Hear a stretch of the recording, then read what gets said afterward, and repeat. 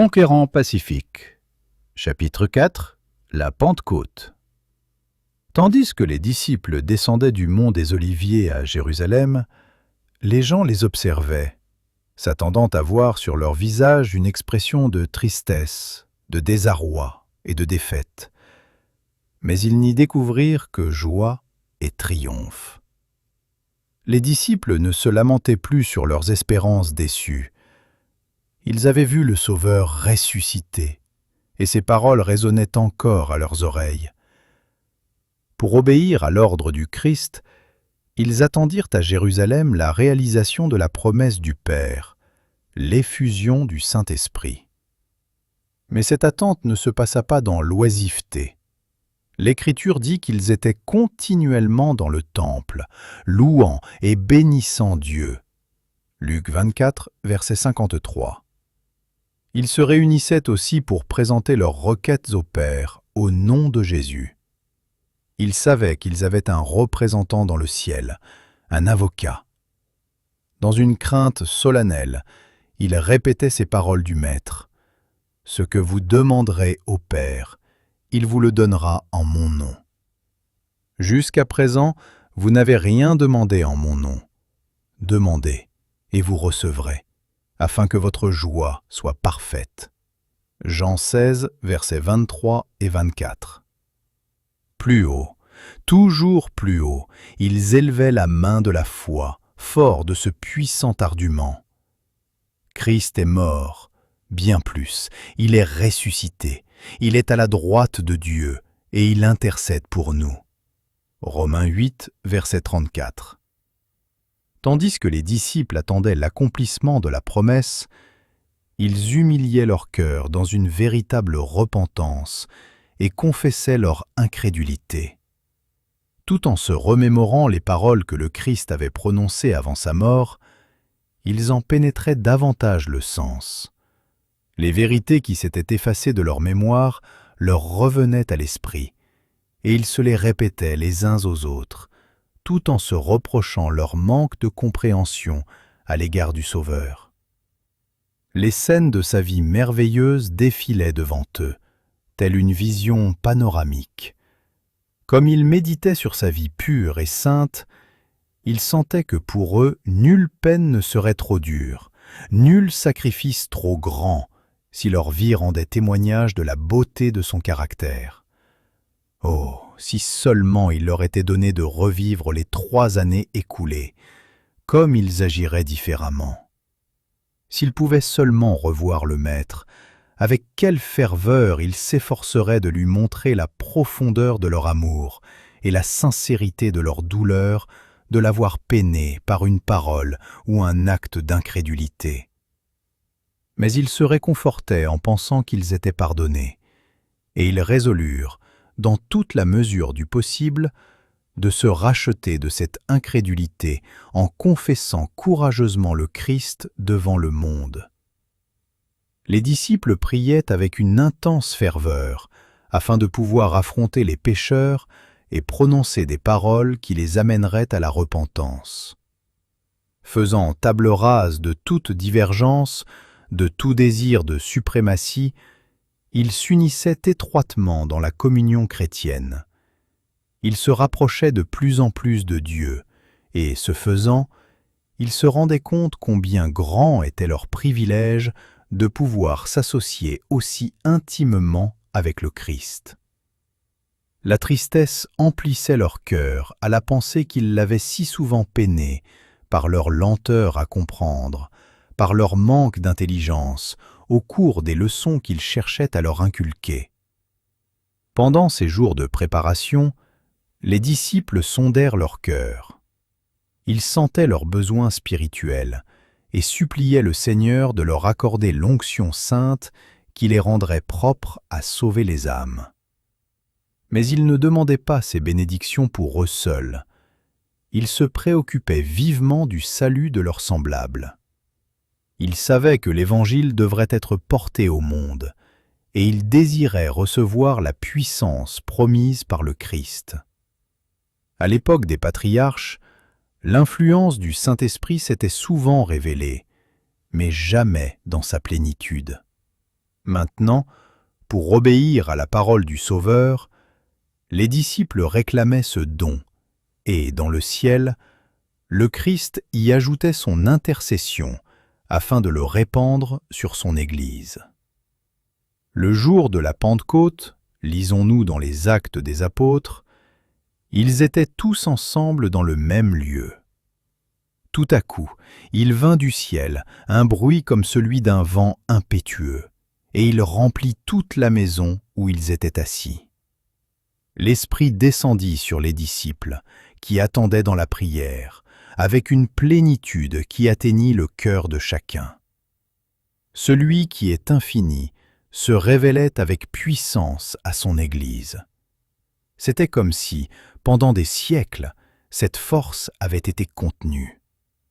Maintenant, le ciel se plaisait à déverser sur les croyants les richesses de la grâce de l'Esprit. Sous son influence, les paroles de repentance et de confession se mêlaient aux chants de louange pour le pardon des péchés. On entendait des accents de reconnaissance et des paroles prophétiques. Le ciel tout entier s'abaissait pour contempler et adorer la sagesse de l'amour incomparable et incompréhensible. Émerveillés, les apôtres s'écriaient « Voici l'amour !»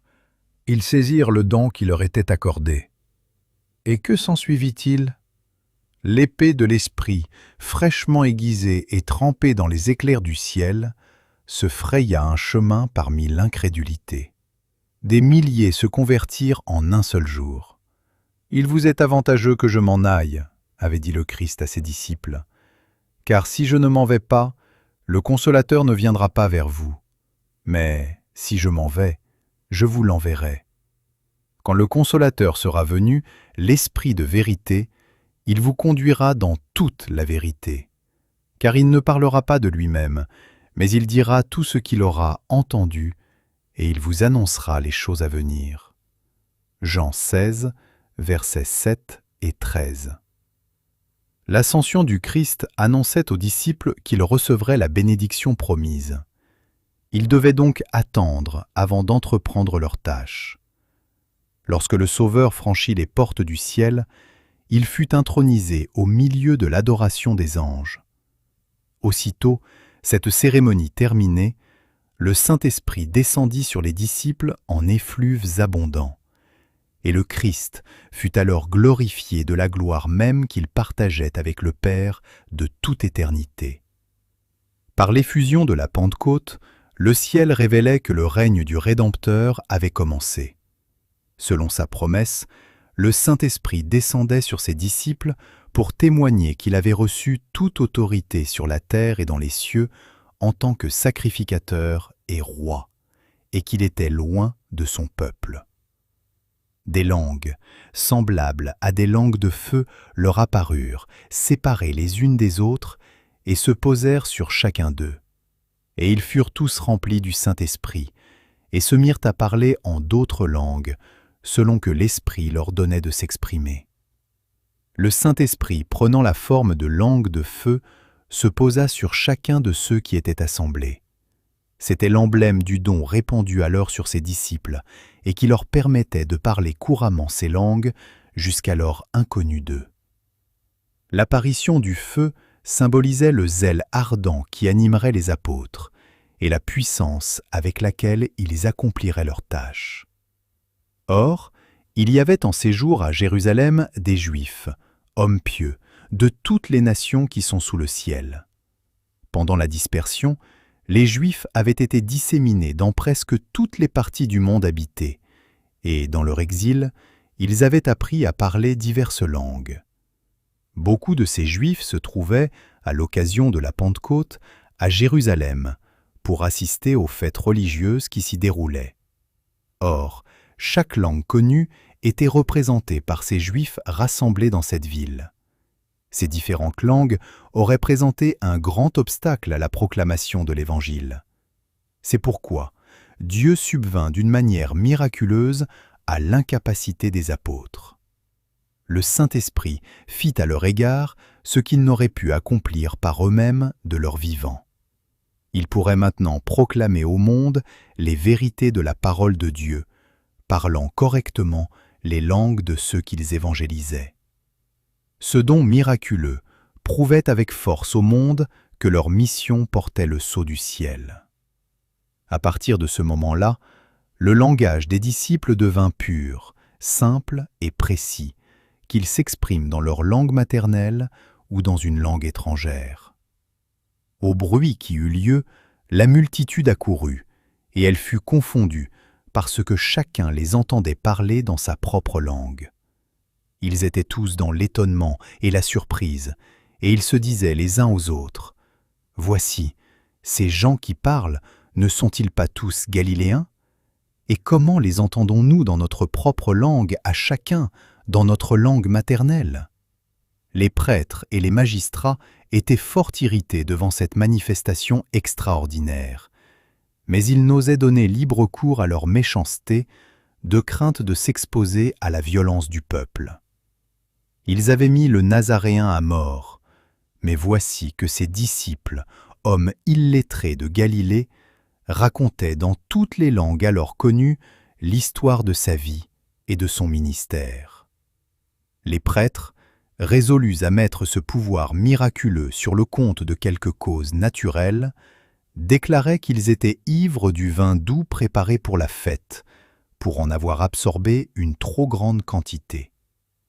Plusieurs personnes du peuple, parmi les plus ignorantes, crurent à cette insinuation, mais les plus intelligentes savaient qu'elle était inexacte.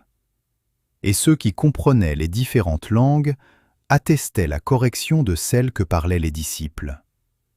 En réponse aux accusations des prêtres, Pierre montra que cette manifestation était l'accomplissement direct de la prophétie de Joël, dans laquelle il est prédit qu'une telle puissance devait s'emparer des hommes pour les rendre propres à accomplir une tâche spéciale. « Hommes juifs, dit-il, et vous tous qui séjournez à Jérusalem, sachez ceci, et prêtez l'oreille à mes paroles. Ces gens ne sont pas ivres, comme vous le supposez, car c'est la 3e heure du jour. Mais c'est ici ce qui a été dit par le prophète Joël. « Dans les derniers jours, dit Dieu, je répandrai de mon esprit sur toute chair. Vos fils et vos filles prophétiseront, vos jeunes gens auront des visions, et vos vieillards auront des songes. Oui, sur mes serviteurs et sur mes servantes, dans ces jours-là, je répandrai de mon esprit, et ils prophétiseront. » Avec puissance et clarté, Pierre rendit témoignage de la mort et de la résurrection du Christ. « Hommes israélites, écoutez ces paroles. Jésus de Nazareth, cet homme à qui Dieu a rendu témoignage devant vous par les miracles, les prodiges et les signes qu'il a opérés par lui au milieu de vous, comme vous le savez vous-même, et homme, vous l'avez crucifié, vous l'avez fait mourir par la main des impies. Dieu l'a ressuscité en le délivrant des liens de la mort, parce qu'il n'était pas possible qu'il fût retenu par elle. » Pierre ne fit pas allusion aux enseignements du Christ pour justifier son point de vue, parce qu'il savait que les préjugés de ses auditeurs étaient si grands que tout ce qu'il pourrait dire sur cette question ne serait d'aucun effet. Il préféra leur parler de David, qui était considéré par les Juifs comme un patriarche de leur nation. « Car David dit de lui, « Je voyais constamment le Seigneur devant moi, parce qu'il est à ma droite, afin que je ne sois point ébranlé. Aussi mon cœur est dans la joie, et ma langue dans l'allégresse, et même ma chair reposera avec espérance, car tu n'abandonneras pas mon âme dans le séjour des morts, et tu ne permettras pas que ton sein voie la corruption. Hommes, frères, qu'il me soit permis de vous dire librement au sujet du patriarche David, qu'il est mort, qu'il a été enseveli, et que son sépulcre existe encore aujourd'hui parmi nous. Comme il était prophète, c'est la résurrection du Christ qu'il a prévue et annoncée, en disant qu'il ne serait pas abandonné dans le séjour des morts, et que sa chair ne verrait pas la corruption. C'est ce Jésus que Dieu a ressuscité. Nous en sommes tous témoins. Il y a là une scène du plus grand intérêt. Voici que de toutes parts, les gens accourent en foule vers le temple pour entendre les disciples rendre témoignage à la vérité telle qu'elle est en Jésus. Prêtres et magistrats sont là, leurs visages reflétant la méchanceté, le cœur rempli de haine envers le Christ, et les mains encore souillées du sang répandu par la crucifixion du Sauveur du monde. Ils avaient cru trouver les apôtres paralysés par la crainte de l'oppression et du meurtre, mais ils les voyaient pleins de courage et remplis de l'Esprit, proclamant avec force la divinité de Jésus de Nazareth. Ils les entendaient déclarer avec hardiesse que celui qui avait été tout récemment humilié, bafoué, frappé par des mains cruelles et crucifié, était le prince de la vie, maintenant élevé à la droite de Dieu. Quelques-uns de ceux qui écoutaient les apôtres en ce moment avaient pris une part active à la condamnation et à la mort du Christ. Leur voix s'était mêlée à celle de la populace pour demander sa crucifixion. Quand Jésus et Barabbas se tenaient devant eux dans le prétoire et que Pilate avait demandé « Lequel des deux voulez-vous que je vous relâche ?» Ils répondirent « Barabbas » Matthieu 27, verset 21. Quand Pilate le leur livra, disant « Prenez-le vous-même et crucifiez-le, car moi, je ne trouve point de crime en lui. Je suis innocent du sang de ce juste. » Il s'était écrié. Que son sang retombe sur nous et sur nos enfants. Jean 19, verset 6 et Matthieu 27, verset 24 et 25. Maintenant, ils entendaient les disciples déclarer qu'ils avaient crucifié le Fils de Dieu. Les prêtres et les magistrats tremblaient. La foule fut alors saisie d'une angoissante certitude. Ils eurent le cœur vivement touché, et ils dirent à Pierre et aux autres apôtres : « Hommes, frères, que ferons-nous » Parmi ceux qui écoutaient les disciples se trouvaient des Juifs pieux, sincères dans leur foi. La puissance qui accompagnait les paroles de l'apôtre les convainquit que Jésus était vraiment le Messie. Alors Pierre leur dit : « Repentez-vous, et que chacun de vous soit baptisé au nom de Jésus-Christ pour le pardon de vos péchés, et vous recevrez le don du Saint-Esprit. Car la promesse est pour vous, pour vos enfants, et pour tous ceux qui sont au loin, en aussi grand nombre que le Seigneur notre Dieu les appellera. » Pierre insista auprès de ses auditeurs sur le fait qu'ils avaient rejeté le Christ parce qu'ils avaient été trompés par les prêtres et les magistrats. Il leur dit que s'ils continuaient à prendre ces hommes comme conseillers et à attendre qu'ils leur fassent connaître le Christ, sans avoir le courage de le rechercher eux-mêmes, ils ne l'accepteraient jamais. Ces hommes puissants, bien que faisant profession de piété, ambitionnaient les richesses et la gloire terrestre. Ils n'avaient nul désir de venir au Christ pour être sauvés. Sous l'influence de cette illumination céleste, les Écritures que le Christ avait expliquées à ses disciples s'imposaient à eux avec l'éclat de la vérité. Le voile qui jusqu'alors les avait empêchés de voir le but final de ce qui avait été aboli était enlevé, et ils comprenaient maintenant l'objet de la mission du Christ et la nature de son royaume. Ils pouvaient parler de leur Sauveur avec puissance, et tandis qu'ils révélaient à leurs auditeurs le plan du salut, beaucoup étaient touchés et convaincus. Les traditions et les superstitions inculquées par les prêtres étaient chassées de leurs esprits, et les enseignements du Sauveur reçus. Ceux qui acceptèrent sa parole furent baptisés, et, en ce jour-là, le nombre des disciples s'augmenta d'environ 3000 âmes. Les chefs des Juifs avaient supposé que l'œuvre du Christ s'achèverait avec sa mort, mais au lieu de cela, ils étaient témoins des scènes merveilleuses de la Pentecôte. Ils entendaient les disciples, doués d'une puissance et d'une énergie jusque-là inconnues, prêcher le Christ, leurs paroles étant renforcées par des signes et des prodiges. À Jérusalem, la forteresse du judaïsme, des milliers déclaraient ouvertement leur foi en Jésus de Nazareth comme étant le Messie. Les disciples étaient émerveillés et débordants de joie devant l'importance de cette moisson d'âmes. Ils ne considéraient pas cette récolte magnifique comme étant le résultat de leurs propres efforts. Ils se rendaient compte qu'ils étaient entrés dans le champ de travail d'autres croyants. Depuis la chute d'Adam, Dieu avait confié à ses serviteurs la semence de la vérité, destinée à être jetée dans les cœurs. Pendant sa vie ici-bas, le Christ avait répandu cette semence, qu'il fertilisa de son sang.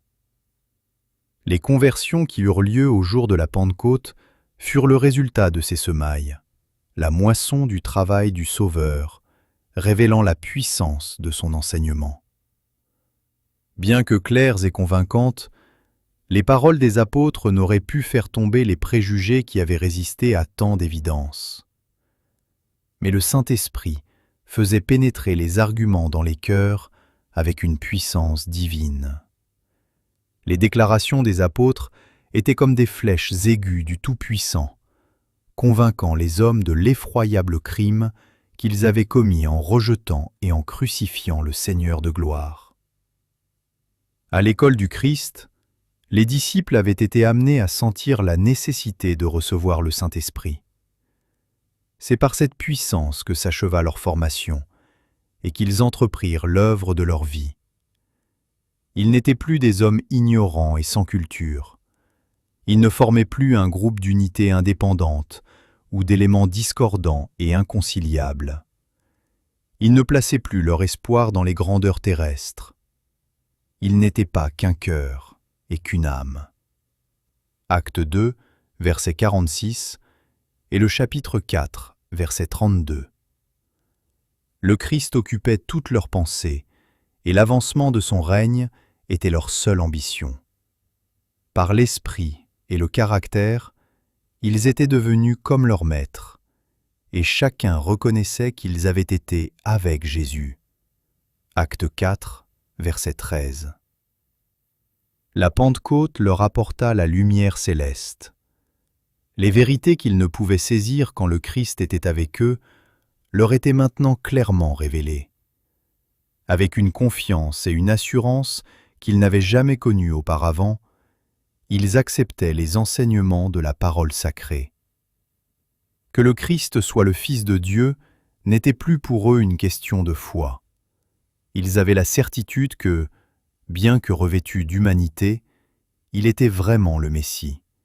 Et ils en firent part autour d'eux, avec une confiance, apportant la conviction que Dieu était avec eux. Ils pouvaient prononcer le nom de Jésus avec assurance. N'était-il pas leur ami et leur frère aîné?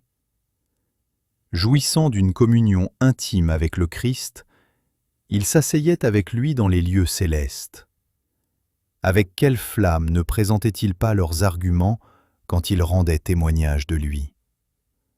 Leur cœur débordait d'une reconnaissance si complète, si profonde, si puissante, qu'ils se sentaient appelés à se rendre jusqu'aux extrémités du monde pour témoigner de la puissance du Christ. Ils étaient remplis du désir intense de poursuivre l'œuvre commencée. Ils se rendaient compte de leur dette envers le ciel et de la responsabilité qui leur incombait. Fortifiés par le don du Saint-Esprit, ils partirent pleins de zèle pour proclamer les triomphes de la croix. L'Esprit les animait et parlait par eux. La paix du Christ rayonnait sur leurs visages. Ils avaient voué leur vie à son service, et leurs traits mêmes portaient l'empreinte de cette consécration.